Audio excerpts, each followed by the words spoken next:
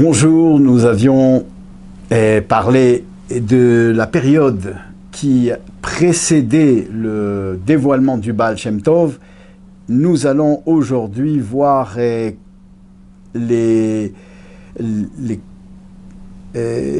données de ce qui a causé finalement son dévoilement. Le Baal Shem Tov et Rabbi Israël Baal Shem Tov, comme tous les tzadikim cachés, les tzadikim nistarim, les justes cachés, avaient pour vocation justement de ne pas se dévoiler, de rester dans l'anonymat le plus extrême possible. Et il y a de nombreux justes cachés qui n'ont jamais été connus ou dont l'œuvre n'a jamais été connue. Et il a été décidé du ciel que Rabbi Israël Baal Shem Tov devait se dévoiler. Son œuvre faisait déjà, tout en étant entièrement dissimulée, sans que personne ne puisse savoir, sauf bien sûr cette armée clandestine des justes cachés, personne ne puisse savoir qui était le Baal Shem Tov et quelle était la grandeur de ce personnage. Le travail qu'il avait déjà commencé dans le peuple juif se faisait sentir de manière conséquente, et on avait parlé du redressement économique et moral et surtout spirituel du peuple juif, et notamment de masse populaire extrêmement importante qui avait été terriblement secouée, atteinte et parfois même terrassée par les massacres de Tarvetat et les conditions dans lesquelles ils ont vécu après ces massacres. On avait parlé d'exode rural, on avait parlé de milliers de juifs qui vivaient de la mendicité dans un dénuement le plus total et qui essuyaient les affres d'un désespoir qui était la fin de ceux qui avaient été l'épopée du peuple juif durant le temps des Rishonim. Désespoir qui pouvait en quelque sorte, si le Baal Shem Tov n'était pas intervenu, signer la mort du peuple des enfants d'Israël, parce que l'heure était vraiment grave et il portait atteinte d'une manière spirituelle très gravement à la pérennité du peuple juif. Alors, et donc on avait parlé de l'œuvre du Baal Shem Tov qui consistait à en secret ramener par toute un activisme souterrain, ramener les populations dans les campagnes en leur offrant des possibilités de se rétablir et de vivre d'une façon rurale qui leur permettait de subvenir à leurs besoins sans avoir besoin de la mendicité. Et ensuite, l'artisanat, ramener les Juifs à un artisanat qui leur permettrait de subvenir à leurs besoins, et bien sûr raviver la flamme de la foi juive et donner espoir au cœur et à l'âme du peuple juif par le dévoilement de la Kabbale et de ses enfin du moins le dévoilement de certains secrets. C'était pas le dévoilement de la Kabbale, loin de là, mais le dévoilement de certains secrets dont les retentissements dans la vie quotidienne et dans le service de Dieu redonner à la flamme juive toute sa vigueur et tout son éclat, et peut-être beaucoup plus même qu'avant les massacres de Tarvetat. Alors ça c'est en ce qui concerne donc le travail caché. Mais il va falloir se dévoiler parce qu'il en va de la venue de Mashiach. Il faut qu'un mouvement nouveau du judaïsme, ouvertement déclaré, vienne réchauffer le cœur juif, vienne ranimer l'âme du judaïsme, non seulement chez les pauvres et chez les masses populaires, mais surtout chez les chachamim, chez les sages, dont la Avodat Hashem et le service de Dieu, même s'il s'agit parfois du service de Dieu de grands érudits, laissés à désirer et partés à la dérive conséquemment à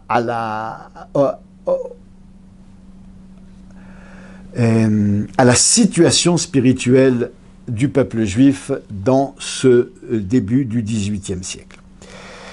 Alors, comme nous avions fait la dernière fois, on va continuer cette fois-ci de la même manière pour ne pas tomber dans la naïveté que serait de croire tout ce qui a été dit ou prononcé ou avancé sur l'histoire du Baal Shem Tov, pour faire du clair en séparant ce qui est la légende de ce qui est la vérité. Eh bien, nous nous référons, comme nous l'avons fait dans les cours précédents, à des textes qui sont portés par des justes de notre peuple, des tzadikim de notre peuple, qui ont pour vocation le triomphe de la vérité dans le monde. Et le plus authentique des témoignages sur la vie du Baal Shem Tov, c'est bien sûr les lettres que lui-même a écrites pour que l'on en ait eu connaissance de sa vie. Et donc, au sujet de sa révélation, il faut dire qu'il y a un tournant dans la vie du Baal Shem Tov lorsque un maître va lui apparaître. Qui est ce maître? Eh bien, il s'agit d'un personnage très très particulier qui échappe aux contingences des conditions humaines connues dans le monde de l'histoire, puisqu'il s'agit d'un très très très grand juste et d'une élévation et d'une portée spirituelle incommensurable dont on ne peut même pas imaginer les limites, qui est né en Égypte, qui a participé à la sortie d'Égypte et qui n'est jamais mort. Il n'est jamais et il n'a jamais disparu de ce monde physique parce que il a réussi à sublimer les conditions matérielles de son existence physique en les transformant en spiritualité, et il est donc éternel. C'est celui qui enseignera cette façon de faire, de terminer sa vie physique à son élève, le prophète Élie, qui lui aussi a disparu de cette manière-là. Il n'est donc jamais véritablement physiquement mort. Il peut réapparaître sous toute forme physique qu'il choisit, parce que sa condition matériel, il l'a complètement sublimé. Eliyahu Hanavi, le prophète Élie, c'est connu du grand public, mais il l'a appris d'un maître qui s'appelait Aryeh Ashiloni, qui est né donc en Égypte, qui est sorti d'Égypte et qui a vécu extrêmement longtemps dans l'incognito le plus grand.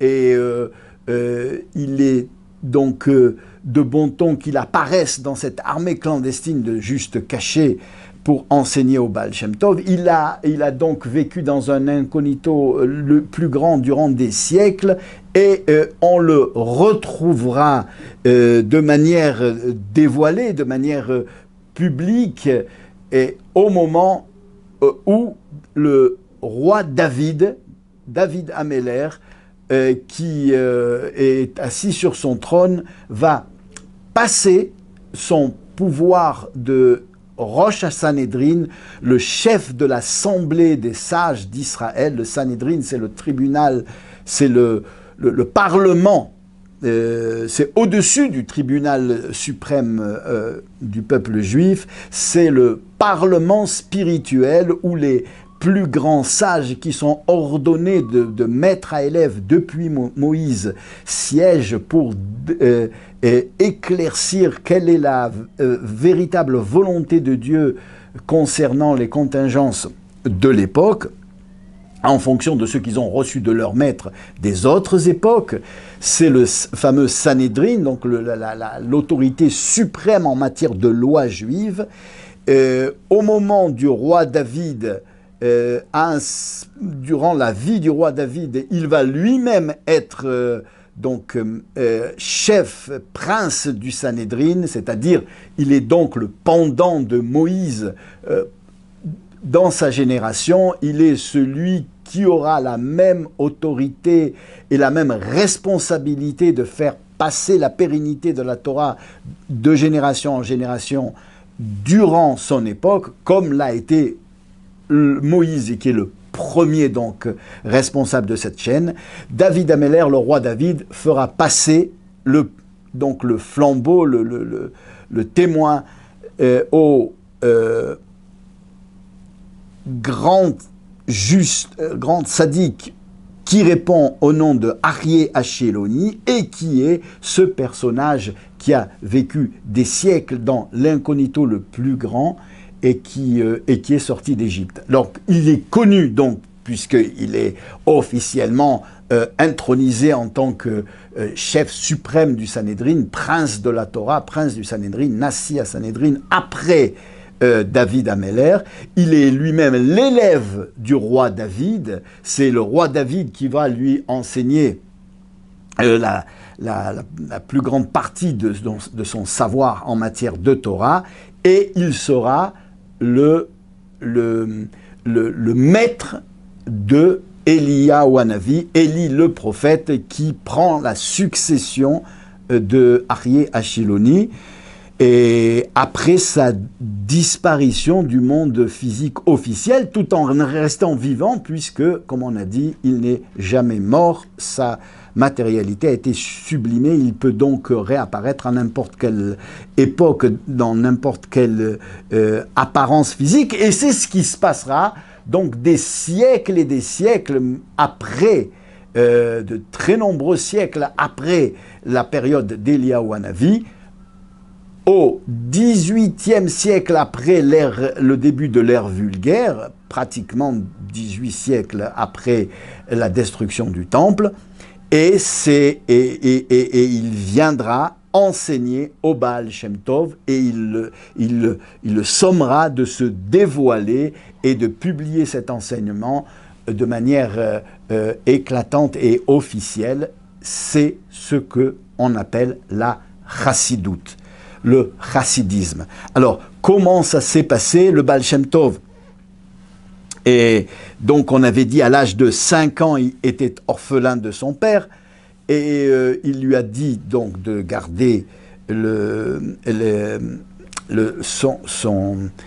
le vecteur qui portera sa vie, c'est-à-dire de ne jamais avoir peur de quoi que ce soit. Il aura donc une audace autant matérielle que spirituelle dans sa vie qui est légendaire, de n'avoir peur uniquement que du Créateur du monde, à part cette crainte de ne jamais avoir peur de quoi que ce soit, donc il ne reculera devant rien. À l'âge de 7 ans, il est déjà un très grand personnage, un très grand érudit de la Torah. Il fait partie de l'armée des sages secrets qui sont dirigés par Adam Baal Shem, bien que lui, le Baal Shem Tov, n'a jamais rencontré physiquement celui qui est le maître, celui qui est le responsable de cette armée clandestine de juste cachés, Rabbi Adam Baal Shem de Ropshitz, et il écrit, on va lire la façon dont il a rencontré son maître Ari Hacheloni, tel que lui-même l'écrit, donc il n'y a pas de doute sur la véracité de ces dires. Et il dit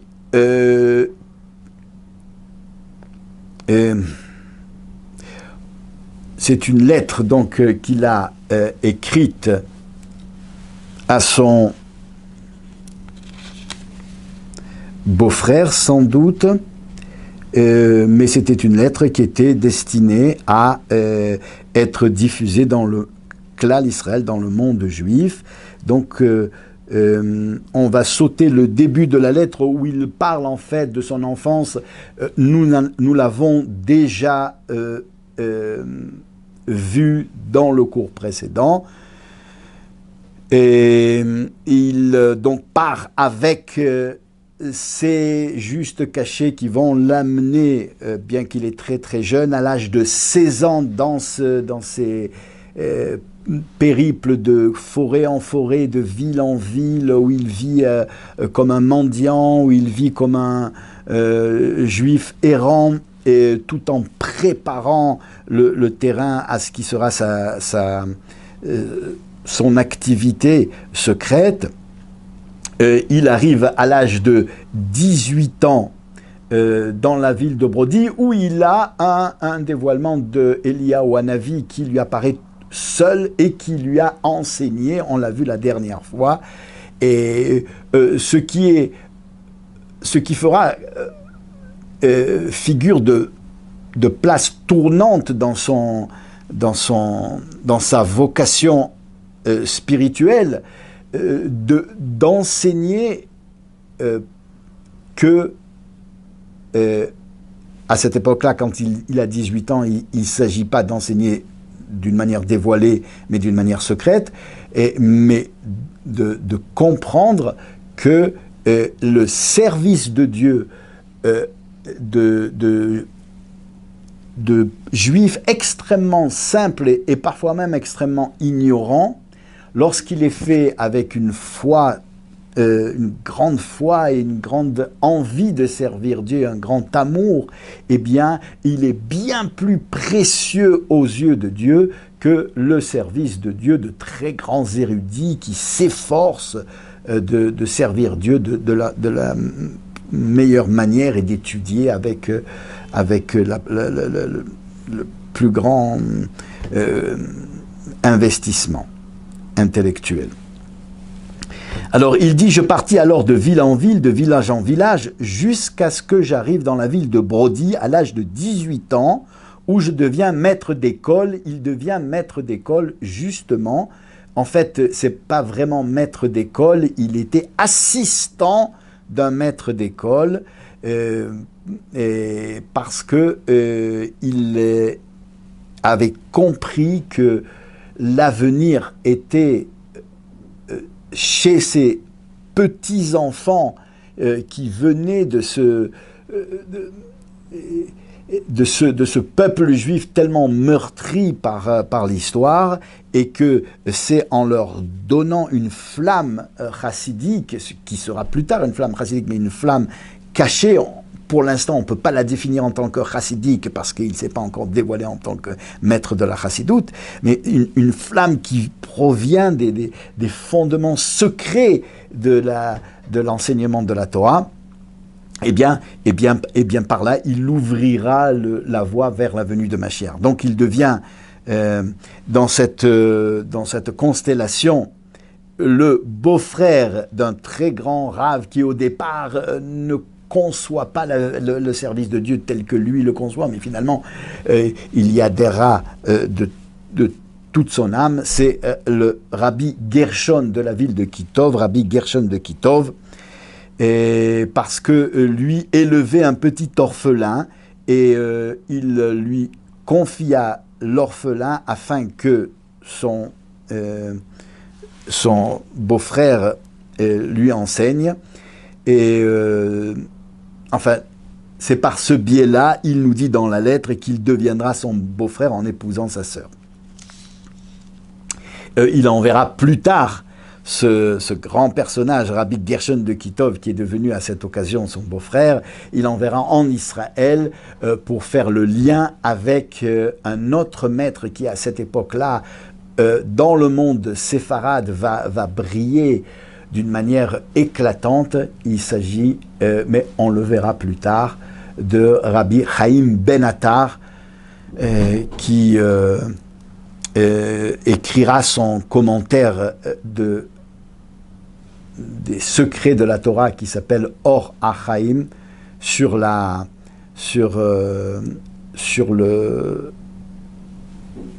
l'exégèse du texte de la Torah lui-même, de la Bible, des 5 livres de Moïse, et qui était aussi un homme d'une élévation spirituelle tellement puissante, le Or HaChaim, mais on en parlera quand on parlera des justes dans le monde séfarade à cette époque-là, une élévation spirituelle tellement puissante qu'il aurait vraiment pu être le Mashiach. Il le dit lui-même, il aurait suffi qu'il rencontre le Rabbi Israël Baal Shem Tov. Le Rabbi Israël Baal Shem Tov n'a pas pu le rencontrer parce que le ciel en a décidé autrement, bien qu'il s'est battu pour le rencontrer.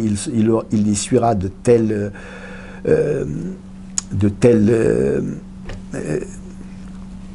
épreuves et de tels écueils et obstacles et finalement il ne pourra pas le rencontrer, mais il enverra son beau-frère Rabbi Gershon Kitov pour faire un lien qui finalement n'aboutira pas véritablement, puisqu'il faudra attendre jusqu'à aujourd'hui la venue de Mashiach, qui, si Dieu veut, nous sauvera très très très prochainement.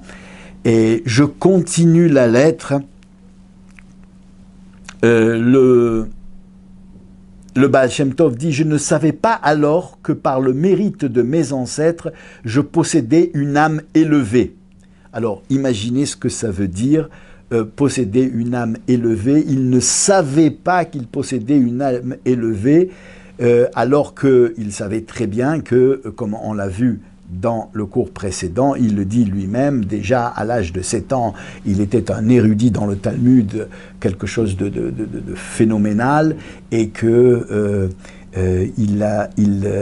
à 18 ans, il connaissait très bien la Kabbale, comme il le dit lui-même, et qu'il avait la possibilité de recevoir le dévoilement d'Eliyahu Hanavi facilement, déjà depuis l'âge de 7 ans. Alors, qu'est-ce que ça veut dire qu'il ne savait pas qu'il était une âme élevée? Ça veut dire que se cachait en lui une grandeur bien plus intense que ces maîtres-là, qui étaient des érudits du Talmud remarquables et qui connaissaient la Kabbale et qui pouvaient avoir commerce avec le prophète Élie sans problème.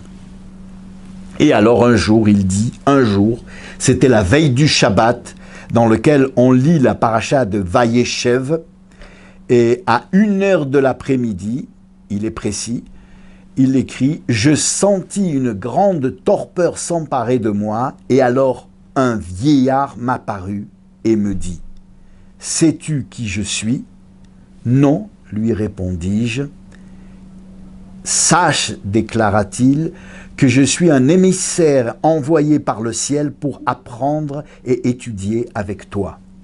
Chaque jour, tu te rendras entre les haute montagne à proximité de la ville, là, je viendrai t'enseigner et te révéler une nouvelle éthique.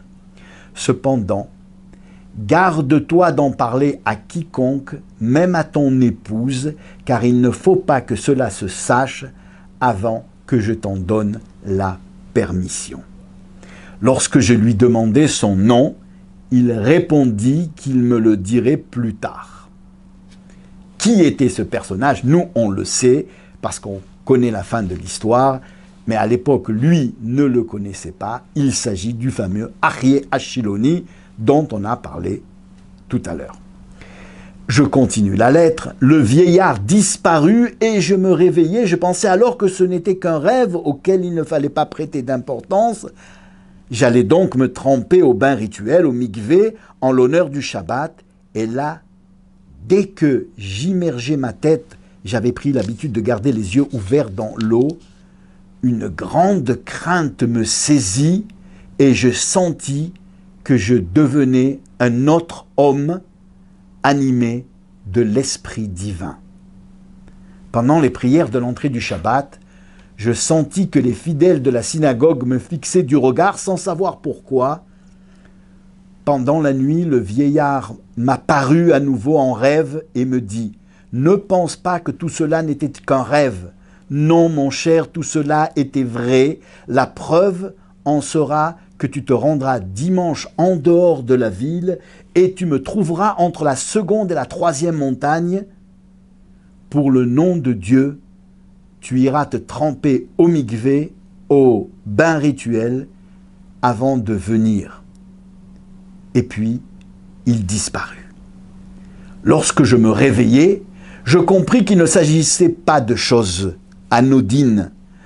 Ce n'était pas qu'un simple rêve, mais un message céleste qui m'était adressé par le mérite de mes saints parents qui avaient dû, selon ce que je comprenais, supplier et insister auprès du trône divin pour que le ciel me prenne en pitié et me fasse mériter un tel niveau. Lors de la prière du matin, ce Shabbat, on me fit l'honneur de me faire lire le maftir, ce qui m'étonna grandement, car je n'avais jamais eu ce mérite jusqu'à ce jour-là. Il était, jusqu'à ce moment-là, et même après, apparu comme un vagabond, comme un clochard qui allait de ville en ville. Il n'avait donc jamais été appelé à lire le maftir, et là, il brille d'une aura particulière, puisqu'on voit que les gens à la synagogue le regardent, il se passe quelque chose, lui il ne sait pas quoi, mais il sent qu'il est un autre homme, qu'il est maintenant inspiré, animé par un esprit divin, et on va le faire monter en tant que maftir. Lors du troisième repas du Shabbat, Seudat Shlishit, mon saint beau-frère, Rabbi Gershon de Kitov, m'appela et me demanda « Isrolik, je vois sur ton visage un grand changement. Que se passe-t-il? Serais-tu malade ?» Je ne répondis pas à sa question, comme l'avait ordonné le vieillard. Après la prière qui marque la fin du Shabbat, lorsque je chantais la louange au prophète Élie, mon épouse me demanda pourquoi j'étais si pâle. Et je ne lui répondis que je ne savais pas. Le lendemain, la neige tombait à gros flocons, mais je n'en tins aucun compte et je fis ce que je devais faire. 1 heure avant midi, j'allais me tremper au bain rituel, au mikvé, puis je me dirigeais immédiatement vers l'endroit convenu entre la seconde et la troisième montagne. Le vieillard se trouvait là-bas et me demanda de le suivre. Je le suivis jusqu'à une grotte dissimulée derrière un rocher. La grotte était toute illuminée et une table et 2 chaises y étaient disposées. Le vieillard prit place sur l'une des chaises et me pria de m'asseoir sur l'autre. Il sortit alors de son giron un livre que je voyais pour la première fois de ma vie, et lorsque je me mis à le lire, je sentis comme une seconde âme pénétrer en moi. mes yeux furent éclairés d'une lumière tout à fait nouvelle qui me montrait les chemins du ciel et les portes de la compréhension s'ouvrir devant moi. Au bout d'environ 2 heures, le vieillard me dit « Mon fils, cela suffira pour aujourd'hui. Avec l'aide de Dieu, nous continuerons demain. Mais prends bien garde de n'en parler à personne. » Je lui demandai de nouveau son nom, mais il me dit que le moment de le révéler n'était pas encore venu. Je tins sa main droite et nous sortîmes de la grotte. Le vieillard m'accompagna jusqu'à l'entrée de la ville. Là, il posa ses saintes mains sur ma tête et me bénit. Durant toute une année, nous continuâmes à nous rencontrer chaque jour sans que je sache le nom de mon maître. Un beau jour, du milieu de l'été, avant que nous nous séparions à l'entrée de la ville, il me révéla son saint nom. Et nous, on sait qu'il s'agit d'Aryeh Shiloni. Mais le sentiment de crainte que me procura le fait d'étudier avec un maître d'une telle sainteté, mes forces m'abandonnèrent et je tombai à terre. Enfin, lui, il savait, le petit Israélite de 18 ans, qu'est-ce que c'était que Aryeh Shiloni, qu'est-ce que c'était que ce genre de prophète qui vivait éternellement. Et donc il en tombe à terre. Avec l'aide du Tout-Puissant, je réussis à retrouver mes esprits et mon maître me demanda alors de quitter la ville où j'habitais pour aller vivre dans un village. Mon saint beau-frère, Rabbi Gershon Kitov, m'aida dans cette entreprise et j'emménageai dans un petit village situé à proximité de la ville de Kitov. Là-bas, j'installai une auberge et de Shabbat en Shabbat, je m'isolais et restais entre les montagnes, ne retournant chez moi que le vendredi après-midi pour y passer le Shabbat. Chaque jour de la semaine, je rencontrais mon saint maître qui me révélait les plus grands secrets de notre tradition, car aucun d'eux ne lui était étranger.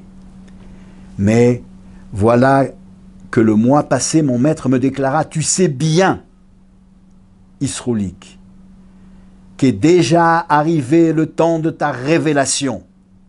Cette décision a été écrite et scellée dans les cieux. Lorsque tu atteindras l'âge de 36 ans, il sera déjà trop tard. Il faut que tu te révèles avant. » Le maître, le prophète Aryeh Shiloni, lui explique ce que certainement, d'après la lettre, il savait déjà, que le bon Dieu désirait qu'il se révèle en tant que tzaddik suprême de cette génération, mais lui, en tant que juste caché, que membre de cette société clandestine, sa vocation était l'anonymat le plus grand. Il savait aussi que lorsqu'il serait dévoilé, il essuierait une contestation très grande, comme l'avait essuyé son maître, le maître de son Rabbi Eliyahu Baal Shem, le premier de cette armée des tzadikim nistarim, de ces justes cachés, et une opposition tellement forte, où il avait trouvé la parade pour laisser le peuple juif en paix de tout faire dans l'incognito. Or, c'est vrai que depuis 3 générations, ils sont incognito, mais là, le bon Dieu lui demande de se dévoiler. Et il le fait ici ouvertement dans la lettre par l'intermédiaire de son maître. Il a peu de temps, il lui reste encore quelques années jusqu'à l'âge de 36 ans, mais après, ça sera trop tard. La lettre continue et il écrit, d'après ses dires, il semblerait qu'en l'an 5494 après la création du monde. Nous, on sait que l'an 5494 après la création du monde, c'est l'an 1734 de l'ère vulgaire. je serai obligé de me révéler, ce qui me procure une grande peine, écrit le Baal Shem Tov. En quoi suis-je meilleur que mes condisciples, les tzadikim nistarim qui sont plus âgés que moi? De plus, je sais que de grands scandales et une grande discorde éclateront lorsque je me révélerai. Beaucoup s'opposeront à moi et voudront m'avaler sans raison.